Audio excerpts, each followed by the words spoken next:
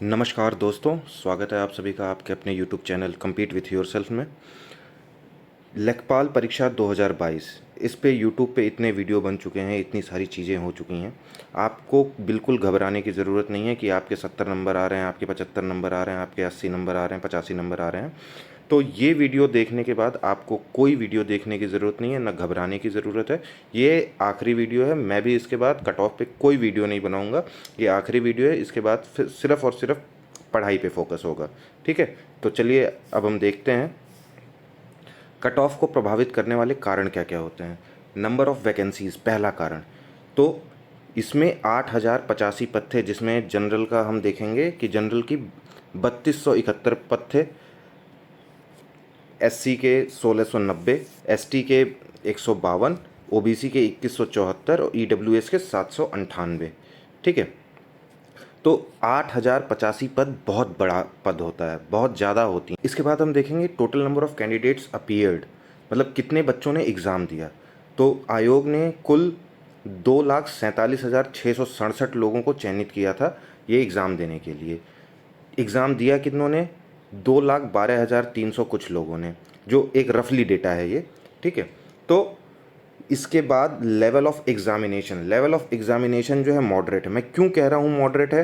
क्योंकि इसमें जो अलग अलग सेक्शंस थे, जैसे हम देखेंगे हिंदी का सेक्शन इजी था, जिसमें 3 प्रश्नों पे लोगों को दिक्कत हुआ होगा। ठीक है, लेकिन 20 प्रश्न से 22 प्रश्न तो आसानी से हर कोई अटेम्प्ट कर सकता था। ठीक है, 3 प्रश्न जैसे जीवनपति वाला हो गया, विंध्याचल वाला हो गया और कारक वाला हो गया, इन 3 प्रश्नों में लोगों को दिक्कत था, फंस सकते थे लोग। तो जीवनपति वाले में तो सबको कॉमन मार्क्स मिल गया, तो उसकी कोई चिंता ही नहीं है। ठीक है, फिर हुआ विंध्याचल वाला और कर्म कारक वाला। तो उस हिसाब से हम देखें तो 25 में से 20-22 प्रश्न आदमी आराम से कर रहा है, तो वो ईजी में आ जाता है।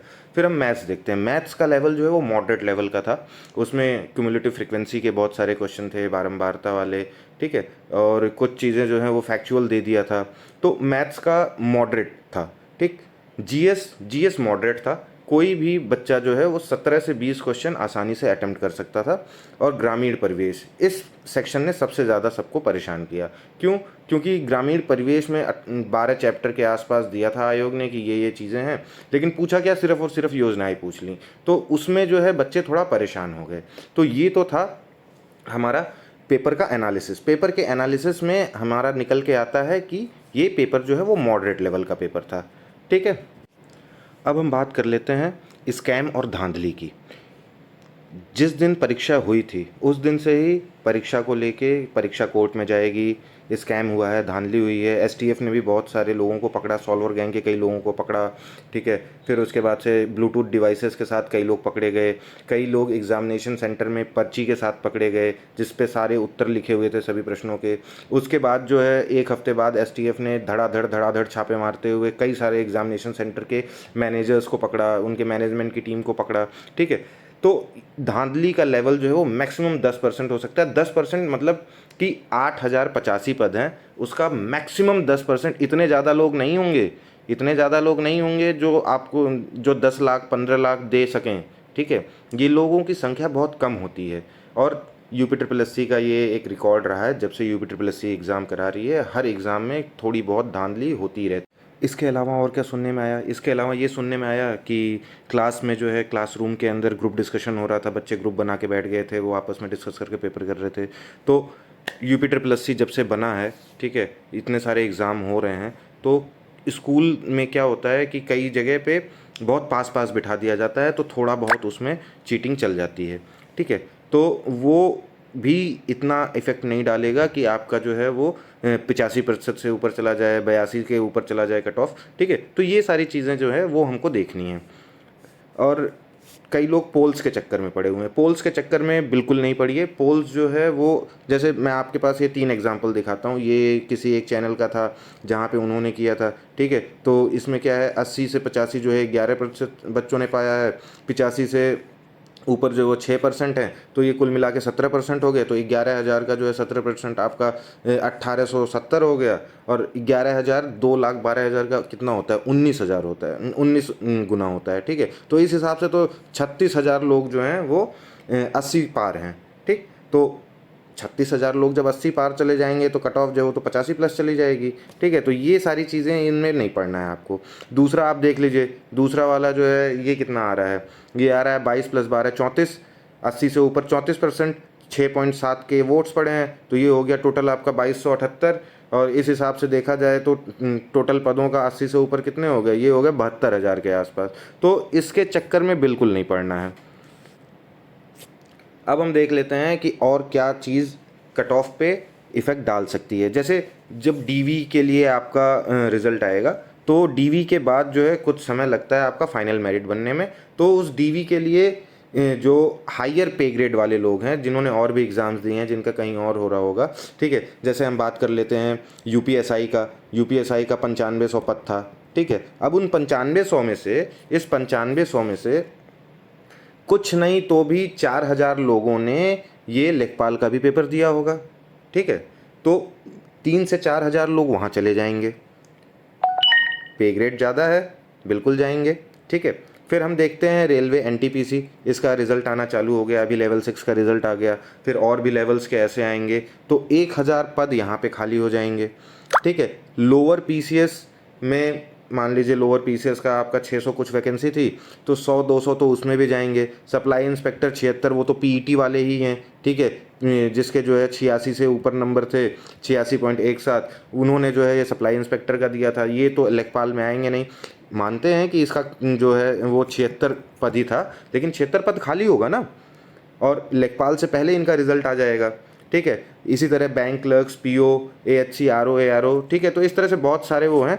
तो डीवी ये भी हो सकता है कि जितने लोग डीवी में बुलाए जाएं उतने लोग फाइनल मेरिट में चले जाएं। ठीक है, अब हम बात करते हैं यूपी SSSC लेखपाल 2022 का एक्सपेक्टेड कट ऑफ क्या होगा। डीवी के लिए इतना रिसर्च करने के बाद, सारा डेटा देखने के बाद, लोगों के यूट्यूब पे कमेंट्स देखने के बाद और गूगल फॉर्म सारा डेटा सब एनालाइज करने के बाद जो ये बना है वो डीवी के लिए जनरल में 76 ± 1, ठीक है, ओबीसी में 73 ± 1, EWS में 73 ± 1, OBC EWS लगभग बराबर होगा। और EWS जनरल वाले मतलब अब मैक्सिमम लोग जो है वो EWS से भरने लग गए हैं। ठीक है, SC में 70 ± 1, ST में 68 ± 2। क्यों? क्योंकि ST की सीटें कम हैं और ST की संख्या भी यूपी में बहुत कम है। ठीक है, PH के लिए आपका 62 ± 2 ले सकते हैं आप, और एक्स सर्विसमैन का 57 ± 2। और फीमेल जो है, फीमेल कैंडिडेट्स इन जितने भी ये कट ऑफ हैं उन सब में से वो अपना -2 मार्क्स लेके चल सकती हैं। ठीक है, तो ये तो हो गया आपका डीवी के लिए। और मैंने बता दिया कि डीवी हो सकता है ऐसा, अगर कोई नहीं जाता है, अगर ऐसा हो जाता है कि जो लोग मतलब उसमें सेलेक्ट हो गए फिर भी इसमें भी डॉक्यूमेंट वेरिफिकेशन कराने चले गए, तो भी मेरिट कोई बहुत ज़्यादा नहीं जाएगी, 80 से ऊपर नहीं जाएगी। ठीक है, जनरल का जो है वो आपका 78 ± 1 जाएगा, ओबीसी का 76 ± 1, ईडब्ल्यूएस का 76 ± 1। मैंने आपको जैसे बताया अभी कि ओबीसी ईडब्ल्यूएस लगभग सेम होता है। ठीक है, और एससी का 73 ± 1, एसटी का 70 ± 1, पीएच का 65 और ईएसएम का 60, और फीमेल का वही जैसे मैंने आपको पहले बताया था, जितने भी कैटेगरीज हैं उसमें वो 2 नंबर कम करके चल सकती हैं।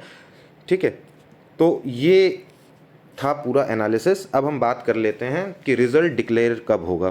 तो जैसा कि आयोग के सदस्य हैं अशोक अग्रवाल जी, उनके फेसबुक के उससे हमने देखा तो उन्होंने बोला कि अक्टूबर एंड तक आ जाएगा। ठीक है, तो हो सकता है दिवाली पे ही धमाका हो जाए और दिवाली पे ही आपको ये रिज़ल्ट दे दिया जाए। क्यों? क्योंकि आयोग चाहता है जितनी जल्दी हो सके उतनी जल्दी इसको कर दिया जाए। और इसके बाद जो हैं अभी हम देखेंगे कि 4500 और वैकेंसीज़ लेखपाल की निकलने वाली हैं। ठीक है, तो इसमें से जो लोग बच जाएंगे वो भी इस 4500 में जुड़ सकते हैं। ठीक है, तो आपको अब बिल्कुल भी परेशान होने की ज़रूरत नहीं है, बिल्कुल नहीं सोचना है कि क्या हो गया क्या नहीं हुआ, आपके जितने नंबर आए। ठीक है, आपने मेहनत की, आपने एग्ज़ाम दिया, अब कट ऑफ कितनी भी जाए, कोई कह रहा है 75 से नीचे जाएगी, 72-73 जाएगी, कोई कह रहा है 80 से ऊपर जाएगी, कोई कह रहा है 85 से ऊपर जाएगी, कुछ नहीं सोचना है। आपने एग्ज़ाम दे दिया, आपने अपना काम कर लिया, अब परेशान होने की कोई ज़रूरत नहीं है। आप लोग अपनी पढ़ाई को कंटिन्यू करिए, पढ़िए, अभी और भी बहुत सारे एग्ज़ाम्स आने हैं। ठीक है, आप एग्ज़ाम दीजिए, आप पढ़िए, रिज़ल्ट आ जाएगा, टेंशन लेने से, स्ट्रेस लेने से, डिप्रेशन में जाने से, बार बार यूट्यूब देखने से या फिर हर जगह से डेटा इकट्ठा करने से आपको कुछ हासिल नहीं होने वाला है। ठीक है, तो मेरा ये कहना है कि आप लोग अपनी पढ़ाई को कंटिन्यू करें, और अगर आपको ये वीडियो पसंद आया हो तो चैनल को लाइक करें, सब्सक्राइब करें। आपका अपना चैनल है, और कल से मैं जो है जीएस के टॉपिक्स पे नए नए वीडियोस डालूंगा। वीडियो को आखिर तक देखने के लिए बहुत बहुत धन्यवाद। Thank you. जय हिंद, जय भारत। मिलते हैं अगली वीडियो में, जो कि अब पढ़ाई से रिलेटेड होगी।